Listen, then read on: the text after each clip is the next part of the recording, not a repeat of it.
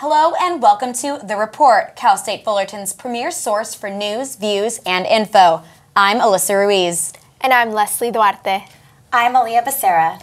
And I'm Shannon McKercher. On today's episode, we'll be exchanging views on Tropical Storm Harvey and implications regarding climate change. Also, we have a report on former Sheriff of Maricopa County, Arizona, Joe Arpaio, for being pardoned by President Donald Trump. Plus, we'll be discussing the potential termination of Deferred Action for Childhood Arrivals, or DACA, a program that protects young immigrant children from deportation. And finally, we'll be bringing you the latest on some local and CSUF news. All this and more on today's episode of The Report.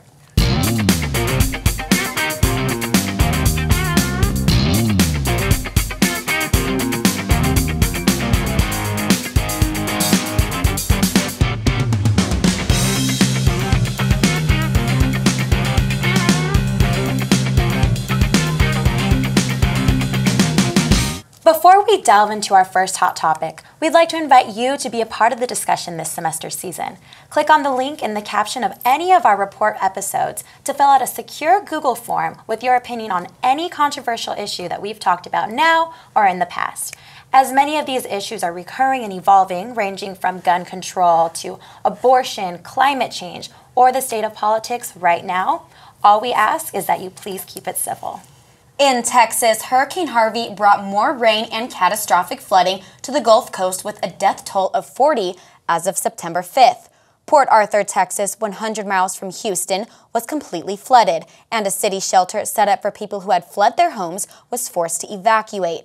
With all past U.S. rainfall records shattered and a vast array of devastation in the wake of Hurricane Harvey, a multitude of recovery and assistance efforts by NGOs are underway.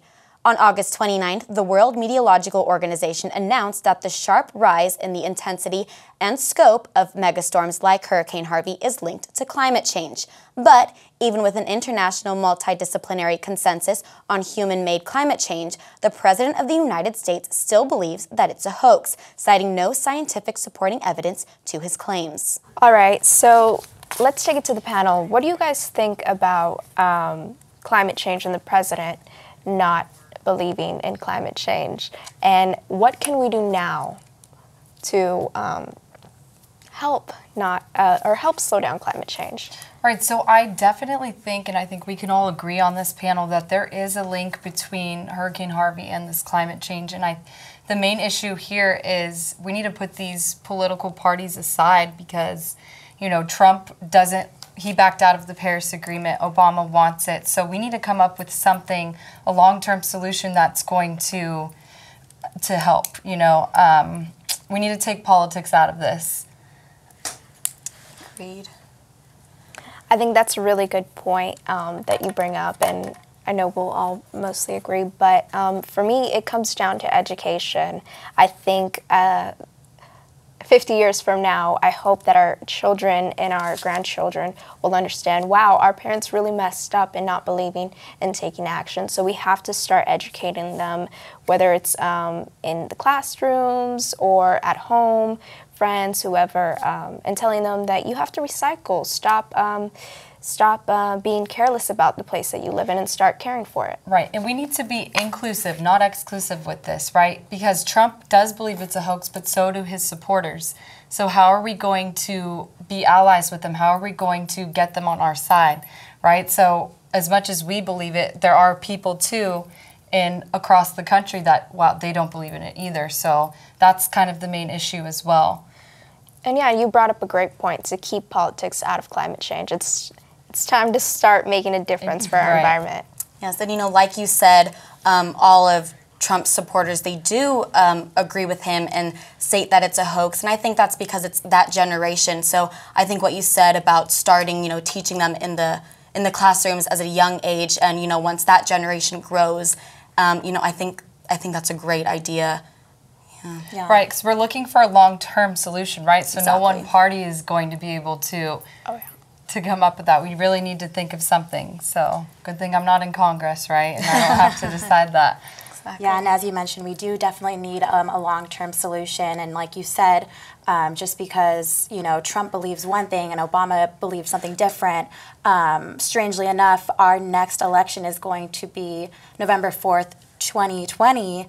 And then a day after that is when, a day before that is when our agreement with Paris will be ending. So what if, like, the next president believes something totally different? We're just fluctuating in opinions while we're, like, simultaneously not getting anything done. We're not generating a long-term solution. Absolutely, and you bring up a good point, because when we backed out of the Paris Agreement, it was a clause in there that we could not actually leave until 2020. Right. So all the states and everything, especially California, they're always going to meet their standards on on a more progressive movement towards global fixing our climate change and slowing it down. Exactly, yeah. You know, chances of catastrophes like Hurricane Harvey, they are increasing. You know, there's another hurricane coming in from Florida. So if we can't do anything about it on a federal level, maybe on a state level. I know a few states have said that they will continue with the agreements made in the Paris climate deal, including California. Governor Jerry Brown has been very vocal about, you know, preventing climate change as best we can. Right, we need to create a dialogue that's scientific-based without political jargon involved. Exactly. So, I think that's the issue. Definitely. Kind of need to separate the two. Absolutely. So in the meantime, we could still try to influence climate talks, you know, from now till 2020. Like we said, you know, getting the kids in schools involved and ultimately continuing the conversations amongst each other. President Donald Trump has pardoned former Arizona Sheriff Joe Arpaio for defying a federal court order. Arpaio was a controversial sheriff known for his treatment of illegal immigrants, convicted earlier this summer for defying a judge's order to stop detaining illegal immigrants for lack of citizenship. The White House issued a statement saying that Arpaio is worthy of a presidential pardon because of his service in the Korean War and for protecting the public from crime of illegal immigrants. Trump did not consult Justice Department about the pardon, but is still in his legal rights to give the order. On September 25th, Arpaio publicly thanked President Trump for pardoning him. Arpaio wrote in a tweet, quote, "Thanks at Real Donald Trump for seeing my conviction for what it is, a political witch hunt by holdovers in the Obama Justice Department," end quote. Well, we all know that Trump breaks away from tradition, right? He was elected by people because he's different like that. So I don't think it was a shock, per se, but it's different that he did pardon in the beginning of his election. Yeah. Do you think that is one of the reasons why this pardon is so outstanding compared to all the other pardons? That, and it's racial, Exactly. as opposed to other ones. And like she was saying, I think he did make a very bold decision by, you know, doing it at the beginning of his term as opposed to when they're typically addressed at the end. But you know, this is nothing new. He does have a very rash personality. Exactly. I also wanted to point out that both Democrats and Republicans have both come out against this pardon and said that this was unfair. And I heard Democrats saying that it condoned racism. And that's a very prominent topic in media right now and in our country with racism, with everything that has happened in the last few months. Right, and I think that it's creating kind of a new democracy for presidents, right? So he's showing, if you did vote for Trump, you see, well, he did, and you don't agree with what happened, who he pardoned, for the re-election, you're going to be like, I don't want to vote for him now, forget it. It kind of opens up the door, because normally they wait till the end, so now we can kind of see his true colors. He's showing us his cards, but it doesn't surprise me because we've known since the primaries how he's felt about undocumented immigrants. We've known how his policy is, where he stands with that, so it doesn't surprise me that he did that. Yeah. Absolutely. It's sad that it would maybe need to come to things like this occurring for people to realize, wait a minute, maybe I shouldn't have voted for him. But, you know, it's what he preached throughout his entire campaign. You know, it's not surprising, unfortunately. See, I think that's the reason why his supporters won't change their mind about him. I think his supporters are very faithful, and they voted for him because of that reason. So I think they're still going to be like, yeah, pardoning Joe Arpaio was a great decision. I've heard it before, and yeah, I don't think they're going to change their mind, or the majority won't. Right, and I mean, but it was in his legal right. It's Absolutely. constitutional, like, that he could do it, and he did. And whether we agree or not, sadly it happened. But that was his right, and people agree or they don't. And it did cost him a lot of political backfire, even with his voters, though, because a lot of people were against that. Yeah, absolutely. And I think another point that makes it so controversial was that he was convicted by a federal court that, yes, you defied a 2011 court order which wanted to stop him from racially profiling Latinos. And this pardon came even before he was sentenced. And that's why I was like, nobody has ever done that. That's what they were talking about. It was going to happen either way, though. The pardon was going to happen, so, you know, it happened at the beginning. And it kind of gives presidents in the future, maybe they'll start following that lead. But in other news, Attorney General Jeff Sessions on September 5th announced President Donald Trump's decision to end deferred action for childhood arrivals, or DACA, a program that grants work permits to undocumented immigrants who came to the United States as children. DACA was an Obama-era funded program in 2012, which prevents deportation to undocumented immigrants who were brought to the United States as children. It helps them obtain a driver's license, apply for jobs, and go to college legally without the fear of deportation. It is said that Trump wants to do what is fair to American workers competing for jobs and benefits in this country. There will be a 6-month delay for Congress to figure out a solution to deal with the nearly 800,000 people who benefited from this program, according to CNN. It is still not clear if Congress can come to an agreement about the future of this program. All right, so what do you guys think is the real issue or the real argument for this removal of DACA, if there are any? Yeah, absolutely. I think if we look at the economy and how it's going to be affected if these work permits are taken away from the people, that means they could potentially lose their jobs. Most of them will. And those are consumers and buyers of our economy, whether they buy into local businesses or are buying cars or even houses. That's going to dramatically affect our economy. And I don't think people realize that yet. Yeah, I mean, obviously 800,000 people is a large portion of our population, and I would say that, you know, there's this constant reiteration of DACA, you know, taking away from our funds and that it's directly, it's not benefiting us, but what people have to realize is that DACA actually does pay for itself. The initial $500 fee that people pay in order to, you know, be considered for DACA is them already like paying for themselves.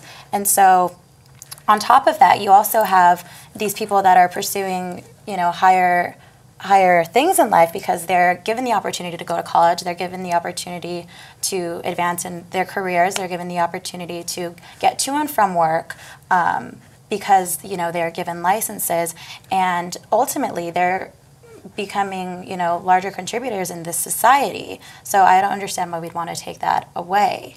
Yeah, exactly. Just because, you know, what America was founded off of, you know, immigrants and the idea of the American dream.